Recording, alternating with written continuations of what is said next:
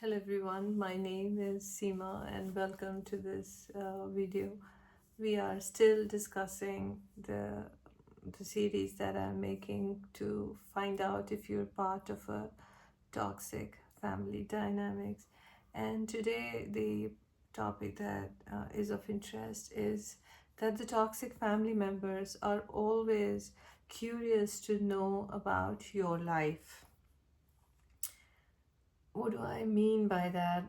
What are they doing to get it? So they want information about you so they could manipulate you and use that information against you because they themselves are not smart enough to come up with solutions, and their intuition doesn't work. They are not guided because they are not connected to the divine.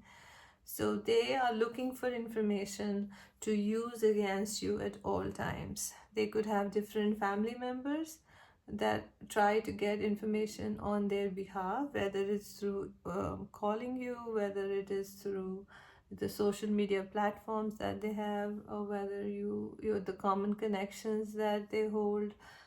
They are trying to get information about you, not because they love you or they care about you, but because that information is vital for them. You'd be surprised that if you put something out like I do on social media, people could be stopping and capturing certain words and pictures and sending to the group saying, look, I told you she's good for nothing. They're just looking for evidence to prove that the other person is what they think they are, right? Not who the person really is.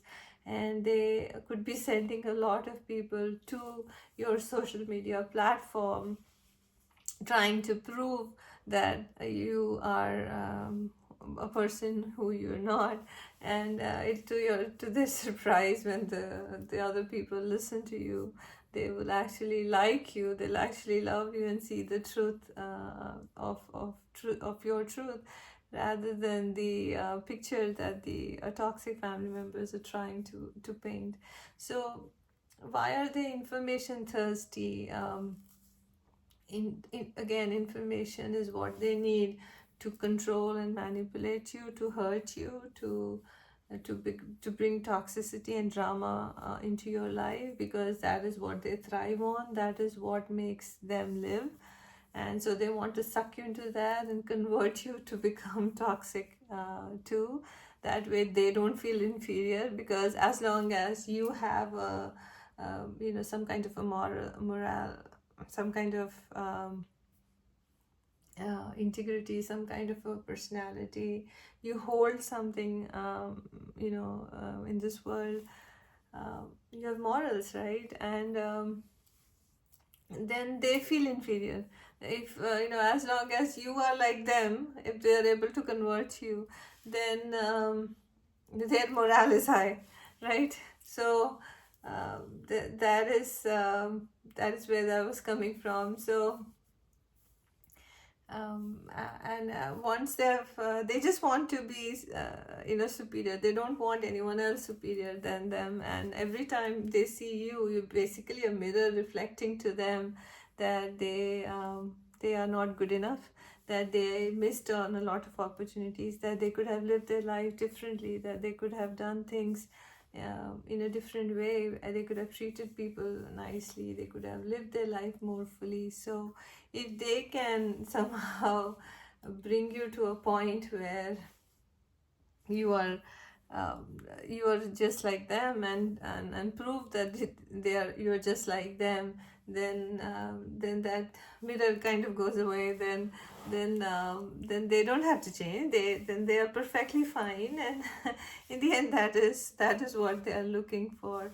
And so what can you do about people who are hunting for information? They could, like, my husband will get calls for about a lot of things, and which is none of their business, but you know gather all the information you want. Other people also get smarter with time. They know what to tell you, what not to tell you. And if a relationship is just information gathering, then that's not a healthy place, healthy place to be, because a relationship should be where you can read people. If you love people, you can read them telepathically. You, without someone telling you, you know what's going on with them. See, my mom used to be in India, and I was here in New York, and there was, calling her all the time was not possible with my full time job, and because of the time difference, the day and night is opposite, and I could sense her feelings all the way here because I loved her. And that is what happens when you really love somebody. Nobody has to, call someone and get information. You don't have to get letters of appreciation from people to know what they how they feel about you. But you can feel it in your heart. You will just know right away that something is not right, or something is good with somebody. You just have that feeling. It's a knowing that you have, and that's the power of love. And for people who don't have that, they're really missing on a lot of things in life, because love is such a strong bond that it can bring you back from the dead. It can bring you so much joy and happiness and peace when you live in with love, and it joins people. It brings more people together. It doesn't break people away. It doesn't break families. It doesn't cause disharmony. It doesn't cause competition within families. There is more harmony, there's more peace in loving family setup. So when people start tapping about you, um, then you become smart, where you have to be careful what you tell somebody and what you don't, because they're going to use that to fulfill their agenda. um, and don't stop from doing your thing. If you have a social media platform, you cannot stop doing your stuff because people are watching, right? Because how do you know your stats go up? You have a lot of views, and you get hits on your website, but there are no likes, and they come in under different uh, accounts, not under their own names. Even if you block them, they show up as someone else, and they cannot ask you, so they ask other family members for information about you, which is pathetic, because the other person only has an interpretation of what they saw or what they think they know, but the truth could be far from it. So let them do their thing, and your truth will stay with you.